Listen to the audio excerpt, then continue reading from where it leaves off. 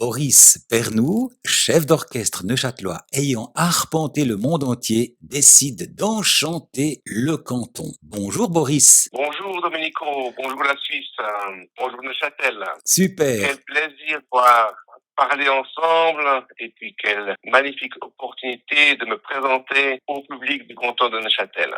C'est un honneur pour C'est nous pour de moi. t'avoir au bout du fil, c'est le moins qu'on puisse dire, toi qui as fait le tour du monde. Parle-nous un peu de toi. Qui es-tu en fait, Boris? Écoute, je suis actuellement à Vienne, en Autriche, la ville où j'habite, où je travaille aussi. Et je reviens ici d'Espagne, où j'ai dirigé hier soir le concert final du festival La Villa Bella, un magnifique festival, et dans lequel je suis invité chaque année pour diriger le concert final de ce magnifique festival. Waouh, c'est du lourd, on peut dire.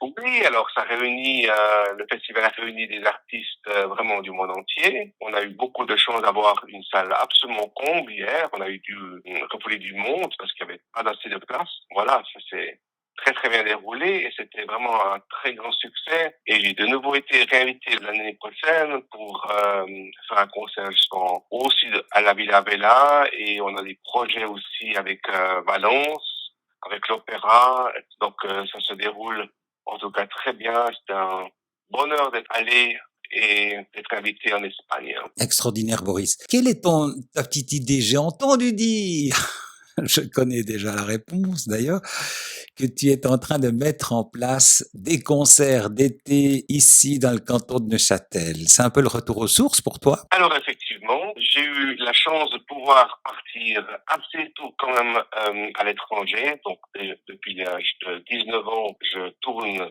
dans le monde entier en donnant des concerts, des masterclass. J'ai aussi été professeur à Séoul. J'ai passé 9 ans à l'université de Séoul. J'ai fait des disques, j'ai enregistré avec Sony, j'ai été chef assistant à Saint-Pétersbourg, j'ai été chef titulaire à l'Orchestre philharmonique de Moscou, aussi au Kouri Philharmonic Orchestra de Séoul. Ça m'a fait vraiment découvrir le monde et j'ai eu la chance de pouvoir partager mon art avec, je veux dire, le monde entier, disons maintenant, parce que j'ai travaillé dans plusieurs pays, dans plusieurs continents. Alors, c'est clair, c'est pas une chose simple parce qu'il y a toujours des concours à gagner, il y a des rencontres, il faut être prêt toujours à voyager, à aller dans les quatre coins du monde, mais c'est une chose extraordinaire, un métier absolument passionnant. Je veux bien le croire. En tout cas, tu en parles avec tout ton cœur. C'est très, très beau. Par rapport à ce concert que tu nous prépares pour cet été, comment as-tu réussi à attirer sur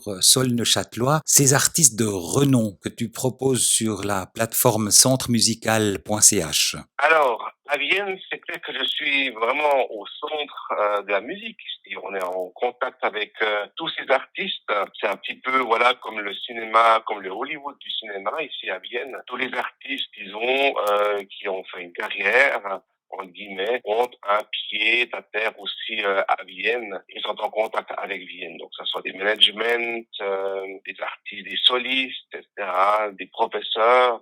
Donc, c'est au fond Vienne est une concentration d'art. Mais j'ai eu le bonheur de pouvoir revenir souvent au fond dans ma maison. Voilà, c'est une maison familiale dans le canton de Neuchâtel. J'ai toujours eu l'impression que je devais aussi, au fond, rendre quelque chose à la Suisse, qui m'a tellement donné, qui est un pays que j'adore, tellement bien habité, avec des gens tellement bienveillants, sympathiques.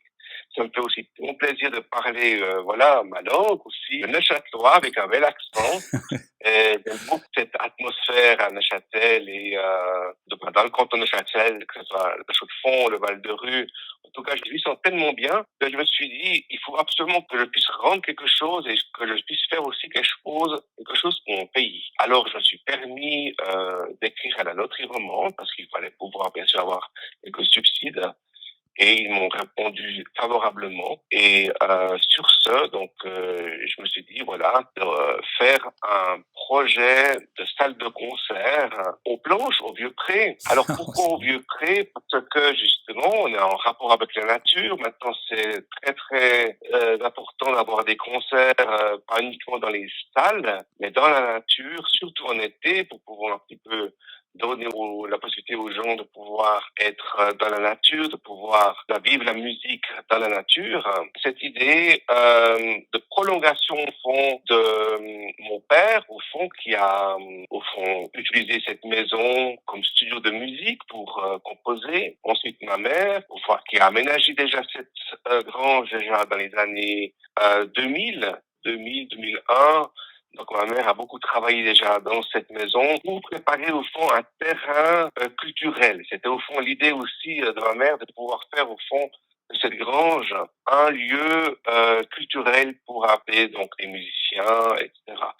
Et au fond, je fais le trait d'union entre les musiciens internationaux que je connais, qui sont tout contents de pouvoir venir jouer en Suisse, bien sûr, c'est un honneur pour tout le monde de pouvoir se présenter devant le public neuchâtelois, qui est tellement exigeant et qui a des connaissances musicologiques très importantes. Donc pour nous, c'est vraiment un grand challenge de pouvoir venir, de pouvoir présenter des artistes et on a vraiment l'embarras du choix parce qu'on a déjà des artistes prévus pour 2 ou 3 ans parce qu'il y a plus de demandes que de possibilités de pouvoir offrir des possibilités aux artistes. Nous allons donc créer aussi des vidéos pour justement que les vidéos soient au fond présentées au public international pour montrer aussi Neuchâtel, pour montrer aussi la beauté de ce canton, par la beauté culturelle, par la beauté des paysages incroyables, le lac aussi, les bateaux, enfin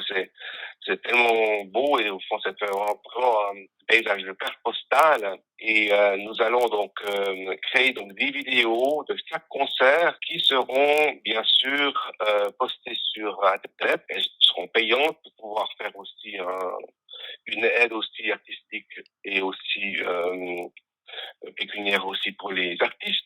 Ça permettra de pouvoir faire la diffusion au fond de Neuchâtel dans le monde entier. C'est très beau. Donc, technologiquement, on peut dire que tu es au point par rapport à ce que tu vas proposer. Non seulement de voir les artistes en vrai dans le canton de Neuchâtel, mais en plus de les diffuser dans le monde entier au travers de cette merveille qui est aujourd'hui Internet et qui va permettre à tant de personnes autour du monde de pouvoir, disons, se connecter à notre chère ville et cher canton, disons. Alors absolument. J'ai eu l'occasion de pouvoir travailler avec Herbert von Karajan quand j'étais étudiant ici à Vienne. Et nous avons pu justement faire la production de la 8e symphonie de Bruckner dans la magnifique salle du Musikverein, donc la salle dorée, tellement connue aussi du concert de Nouvel An, le premier janvier. Et grâce à ça, au fond, ça m'a donné un déclic de pouvoir aussi, au fond, être derrière les manettes et de pouvoir créer des enregistrements. C'était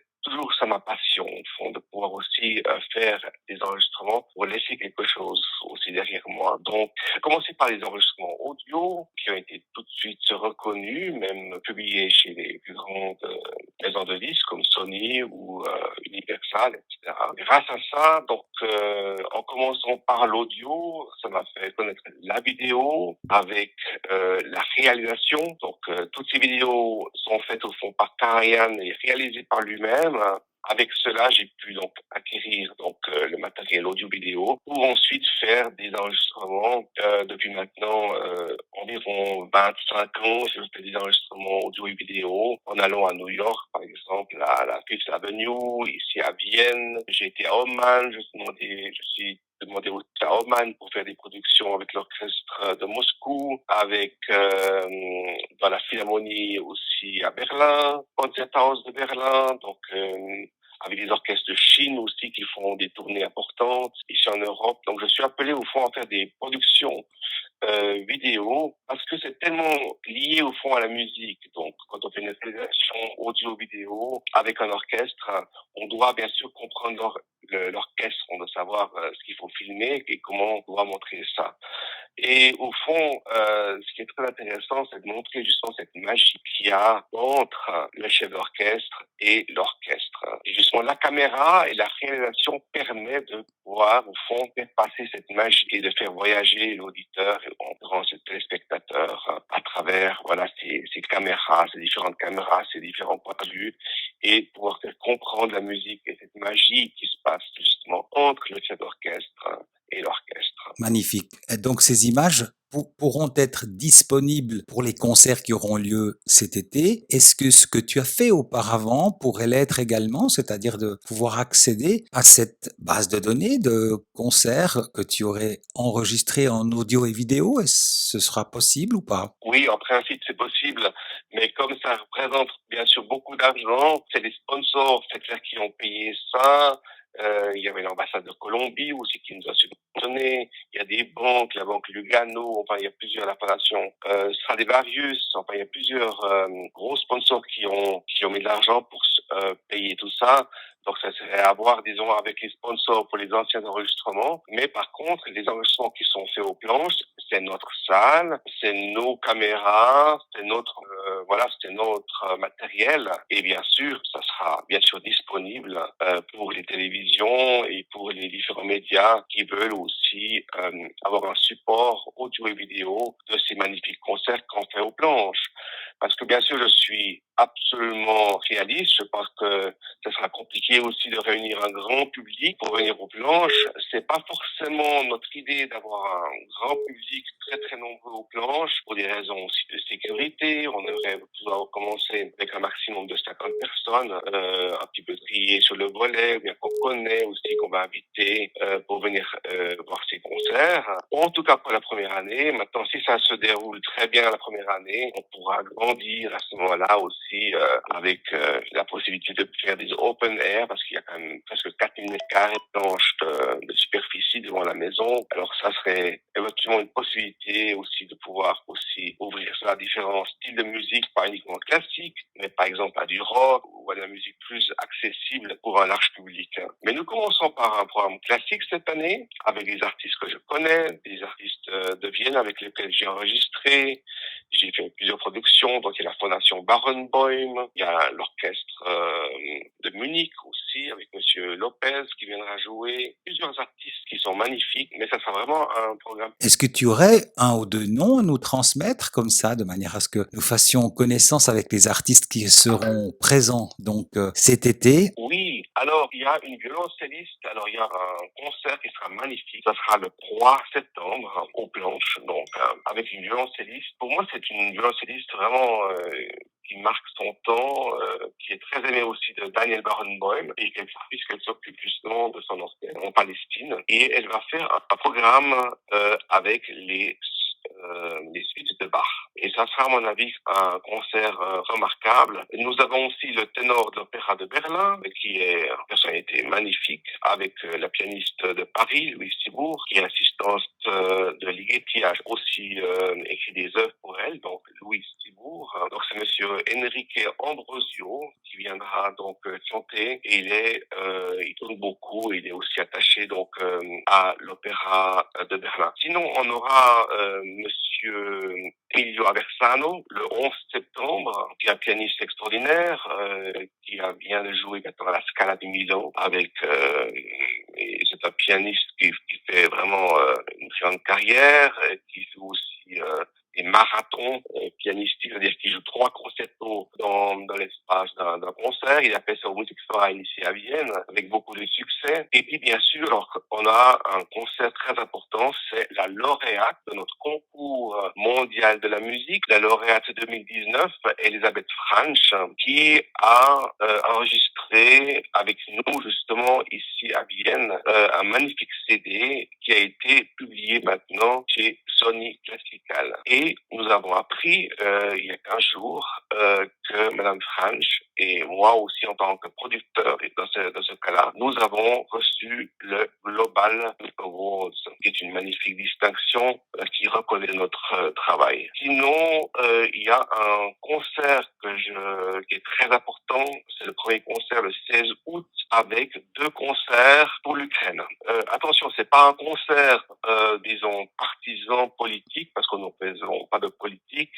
D'ailleurs, j'ai beaucoup d'amis d'étudiants russes aussi ici chez moi. Donc, c'est un concert uniquement spontané avec ces magnifiques artistes ukrainiens qui viennent jouer voilà, comme une prière pour leur pays. Et donc, je me suis dit que c'était un très, très beau programme avec un pianiste, le pianiste, disons, le plus connu et le plus en vue, Roman Roman Lopatinsky, qui vient directement donc de l'Ukraine, qui viendra jouer pour nous le premier récital dans la... Et ça sera suivi par une magnifique, très jolie aussi cantatrice ukrainienne qui joue, maintenant elle est engagée à Monte Carlo, elle vient d'Odessa, c'est une cantatrice que j'ai connue en Arménie parce que j'étais souvent aussi invité en Arménie pour donner des concerts et aussi pour être dans le jury du concours Renaissance qui est très connu en Arménie.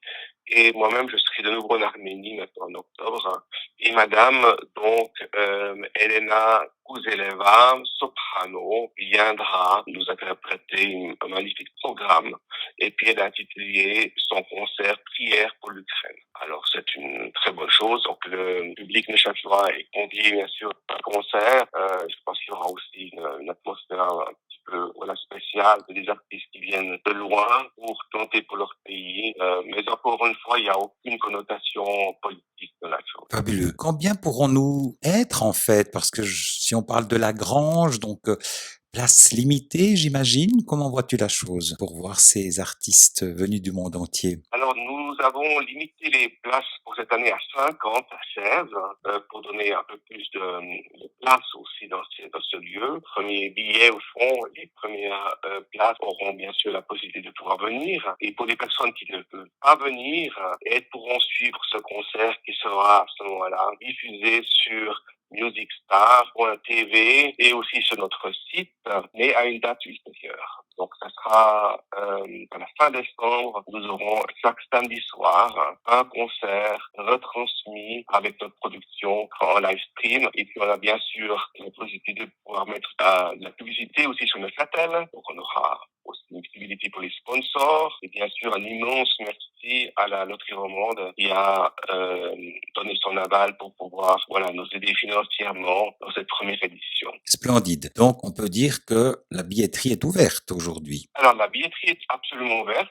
Elle est accessible soit par eventsfrog.ch ou bien directement sur notre site, donc centremusical.ch, où on peut se rendre sur notre site et déjà donc, avoir des billets. La billetterie est ouverte. Par contre, nous avons des billets avec des prix accessibles. Donc, on a un billet à 24 euros pour les tarifs AVS, AI, étudiants et chômeurs et 12 euros pour les tarifs enfants. Ah, c'est top, vraiment bien. Toutes ces informations sur centremusical.ch, c'est bien cela. Centremusical.ch, absolument. Si une possibilité de pouvoir se rendre donc à Cernier déjà, il faut d'abord se rendre à Cernier et ensuite depuis là, nous aurons certainement un système de navette pour les personnes qui n'ont pas de voiture. Mais il est possible de pouvoir aller venir aux planches et au fond de pouvoir parquer sans problème. Il y aura aussi un apéritif après le concert pour les gens qui veulent rester après le concert et faire des rencontres, profiter aussi de cette magnifique nature. Et les personnes qui ne sont pas motorisées en voiture peuvent se rendre à ce moment-là jusqu'à Cernier en bus et ensuite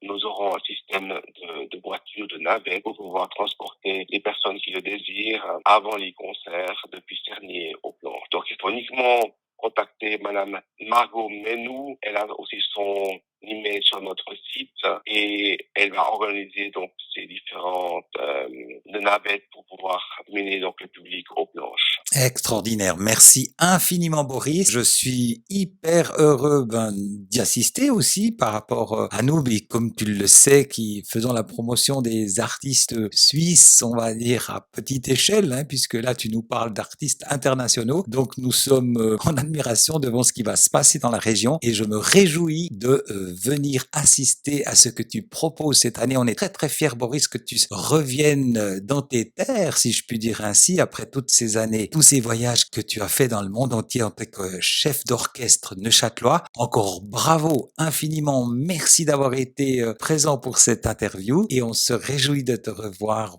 sur pied août et est-ce que septembre, je crois qu'il y a des dates encore en septembre, c'est bien juste? Oui, le dernier concert aura lieu avec un concert rock, alors avec un jeune rocker neuchâtelois, un compositeur aussi qui va aussi nous interpréter ses nouvelles compositions. Ça sera certainement très intéressant aussi de voir la musique classique mais avec un concert rock. à 3 septembre. Donc, ouverture d'esprit totale, que ce soit dans le monde de la musique classique que la musique rock, qui est également la bienvenue pour toi. Et ça, je trouve très beau de ta part d'avoir cette, en tant que chef d'orchestre, hein, d'avoir cette ouverture sur toutes les musiques du monde. Magnifique. Merci infiniment. Alors, ça me fait tellement plaisir de parler avec toi et avec le public de neuchâtelois que je me réjouis vraiment de connaître et ce sera vraiment des instants très très forts dans la musique. Merci infiniment pour ce beau parcours et pour nous avoir transmis cette envie de passer un beau moment avec ces artistes que l'on se réjouit de découvrir. Voilà, très bien. Merci Maurice et à tout bientôt. Au revoir. À tout bientôt. Au revoir.